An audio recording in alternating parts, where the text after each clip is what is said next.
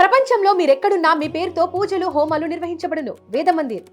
అందరికీ నమస్కారం. సుమన్ టీవీకి స్వాగతం. నేను గీతాంజలి. ఇవాళ మనతో పాటు ఉన్న అతిథి భారతీయ శంకరపీఠం వ్యవస్థాపకులు, ప్రముఖ ఆధ్యాత్మికవేత్త, జ్యోతిష్య పండితులు, బ్రహ్మశ్రీ అన్నవరపు తిరుపతిమూర్తి అవధాని గురువుగారు. వారితో మాట్లాడదాం. గురుగారు నమస్కారం అండి. పరమేశ్వరార్పణం. గురుగారు, జూలై 13వ తారీఖు చాలా విశేషమైన రోజు అని చెప్తారు. ఇక ఒక్క రోజు దాటితే మనకి ఈ జ్యేష్ఠ మాసం పూర్తయిపోతుంది. అవును, జ్యేష్ఠ మాసం అంటేనే చాలా విశేషం అని మీరు చెబుతూ వచ్చారు. జ్యేష్ఠం శ్రేష్ఠ గుణైర్యుక్తం అనేటువంటిది చెప్పబడి ఉంది. చివరిగా మెదిగేటువంటి ఒక రోజు, ఈ అద్భుతమైన రోజు ఎన్నో యోగాలతో కూడుకున్నదని, ఆ రోజున శివాభిషేకం చేస్తే పరమ పుణ్యం అని చెప్పి, అంటే చాలా అరుదుగా వచ్చేటువంటి అవకాశం ఇదని విన్నాను. మరి ఆ రోజున జరిగేటువంటి కార్యక్రమం ఏంటో వివరిస్తారా? తప్పకుండా అమ్మా. శివం శాంతం జగన్నాథం లోకానుగ్రహకారకం శివమేకం పరం వందే శికారాయ నమో నమః. చరాచర జగత్తు మొత్తము శివమయం. శివం అనేటువంటిది లేనిది ఎక్కడా లేదు. శివం శవం రెండు ఒకటే. ఇక్కడ ఆయన ఉంటే శివం, ఆయన లేకపోతే శవం, అంతే. తేడా ఏమీ లేదు, అక్షరం మార్పు అంతే. అయితే ఎందుకు ఈ మాట అన్నాను అనంటే, ఆ రోజు వచ్చినటువంటి 13వ తారీఖు వచ్చినటువంటి పర్వదినము చాలా సుకృతం. జన్మ కర్మ సమే దివ్యం ఏవం యోగి దిత్వత్వత అని చెప్పి అంత అరుదుగా మనకు దొరకవండి అటువంటి రోజు. ఎందువలనంటే మహాశివరాత్రి నుంచి చూసుకుంటే 6వ మాసం ఒకటి, మాఘం, పాల్గుణం, చైత్రం, వైశాఖం, జ్యేష్టం, అధిక జ్యేష్టం, అధిక జ్యేష్టం, మిత జ్యేష్టం, 6 అనేటువంటి విషయాన్ని పక్కన పెడితే, ఆ రోజు మనకు మాస శివరాత్రి. ఆ రోజు మాస శివరాత్రి అనేటువంటిది సాయంత్రం ప్రదోషకాలం వరకు తీసుకుంటే, ప్రదోషకాలం నుంచి అమావాస్య. ఈ అమావాస్యకి మాస శివరాత్రికి సంధికాలం. అలాగే ఇందు అమావాస్య. ఇందు అమావాస్య అంటే ఆరుద్ర నక్షత్రం. అంటే మామూలుగా సోమవారము అమావాస్య కలిసి వచ్చినప్పుడు సోమవతి అమావాస్య అనేస్తారు. కానీ అక్కడ ఎప్పుడూ కూడా సోమవతి అమావాస్య అనేటువంటిది వాడుక పదంగా మనం వాడాలి. కానీ ఆరుద్ర నక్షత్రంతో కూడి వచ్చినటువంటిది సోమవారం కలిసి వచ్చినటువంటిది వచ్చినప్పుడు ఇందు అమావాస్య అదవుతుంది. ఇందుహు అనంటే లేదు అనేటువంటి పదం ఉండదమ్మా. ఇక్కడ అక్కడ ఎక్కడైనా సరే లేదు అనేటువంటి పదం ఉండదు. ఆరుద్ర నక్షత్రము, సోమవారము, మాస శివరాత్రి, అమావాస్య సంధి కలిసి రావటం అనేటువంటిది ఒకటైతే 6వ మాసంగా అది శివరాత్రి నుంచి అర్ధాహోరాత్రము అని అంటారు దాన్ని. ఇన్ని యోగాలు కలిసి వచ్చినటువంటిది మీరు ఒక్కసారి గత 60, 62, 66 సంవత్సరాలు పై వరకు కూడా మీరు వెతకండి, దొరకవు.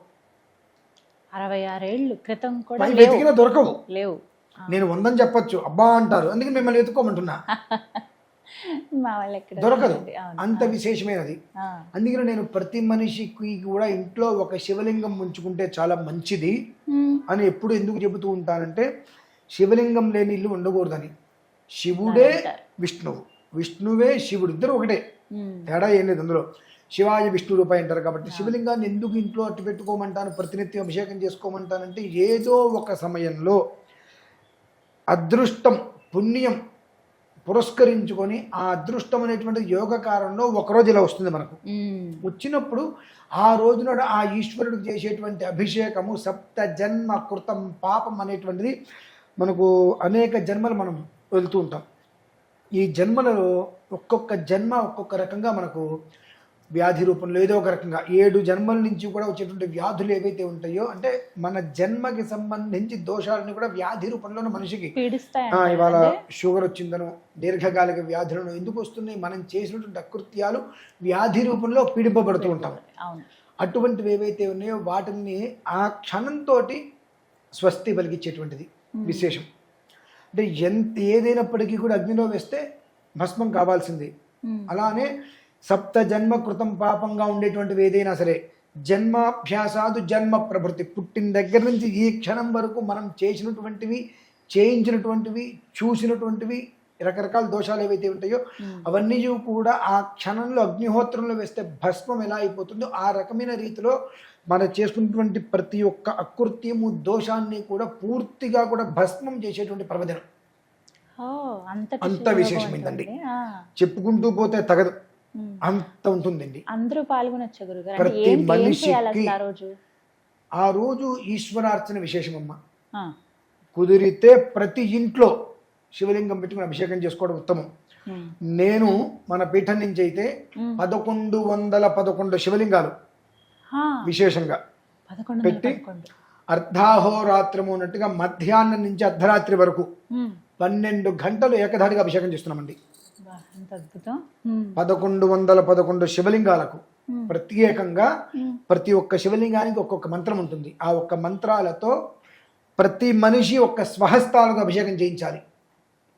అందరూ రావచ్చా అండి ప్రతి అప్పుడు? మనిషి కూడా ఎంతమంది వస్తే ఎంతమంది చేత ఉమ్, ఖచ్చితంగా 100 రుద్రాలమ్మ, ఉమ్, శతరుద్రము అంటారు. రుద్రం. శతరుద్రాలతో 12 గంటల సేపు, 12 గంటల మధ్యలో మొత్తం మనం చూసుకుంటే సుమారుగా 8 సెకండ్లు కూడా గ్యాప్ ఉండదు మధ్యలో. ఉమ్, 8 సెకండ్లు కూడా అభిషేకంలో గ్యాప్ ఉండదు. ఉండదు, అవును. ఆ రకంగా నిర్విరామంగా 12 గంటల సేపు మధ్యాహ్నం నుంచి అర్ధరాత్రి వరకు స్వామివారికి విశేషంగా 1111 శివలింగాలకి అభిషేకం అమ్మ ఉమ్, అనేటువంటిది 12 గంటలు పెడుతున్నాం ఖచ్చితంగా. అంటే ఒక ఉదయము ఒక రాత్రి ఉమ్, ఉదయం. అనేటువంటిది. ఎందువలన యద్రాత్ర్యాత్ కృతే పాపం తద్రాత్ర్యాత్ ప్రతిముచ్యతే, యదన్నాత్ కృతే పాపం తదన్నాత్ ప్రతిముచ్యతే. ఏ ఉదయం పాపం ఆ ఉదయమే వెళ్ళిపోవాలి.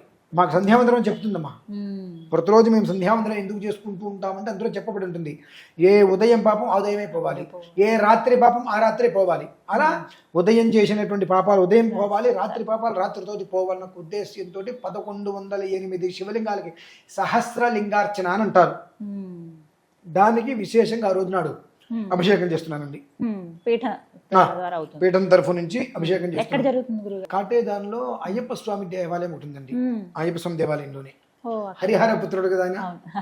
అక్కడే ఆయన సన్నిధిలో 12 గంటల సేపు సమయం చెప్పండి గురుగారు, ప్రారంభం ఎప్పుడండి? మధ్యాహ్నం 13వ తారీఖు మనకు మధ్యాహ్నం 12 గంటలకు ప్రారంభం, ఉమ్, అర్ధరాత్రి 12 గంటల వరకు ఉమ్, నిర్విరామంగా జరుగుతుంది. ఎంతమంది అయితే అందులోకి వస్తారో అంతమంది చేత ఆ స్వామివారికి అభిషేకం ఖచ్చితంగా జరిగిస్తాం.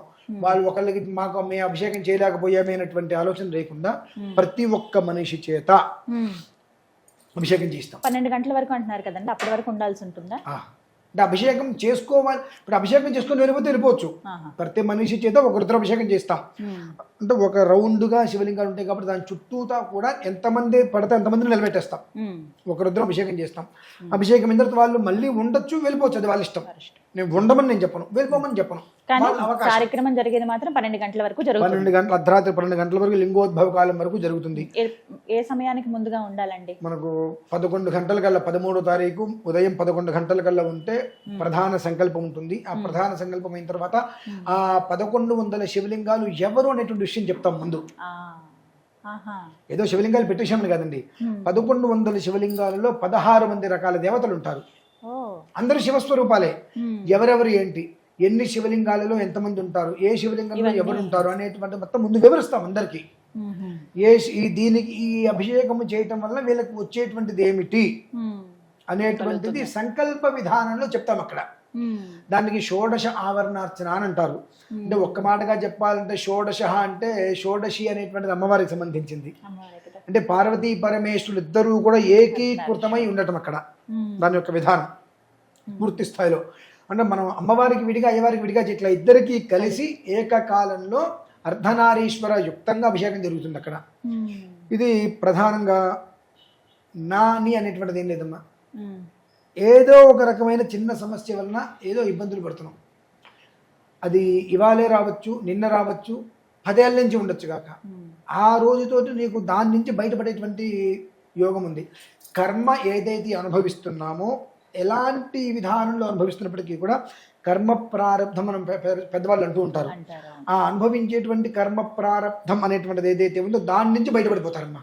ఉమ్, అంత అద్వితీయమైనటువంటిది. మనం క్యాలెండర్లో మొత్తం ఇన్ని సంవత్సరాలు దశాబ్దాలు వెనక్కి వెళ్ళండి, ఇవన్నీ కలిసింది అక్కడ మీరు చూసింటారు. అంతటి యోగం అంతా అంతటి అద్భుతమైన యోగం కాబట్టి దాన్ని పురస్కరించుకుంటే ఆ అమావాస్య అంటే మనకు తెలిసి చీకటి. ఉమ్, నాకు మేమేమంటామంటే అమావాస్య అంటే చీకట్లను తొలగించేటువంటిది.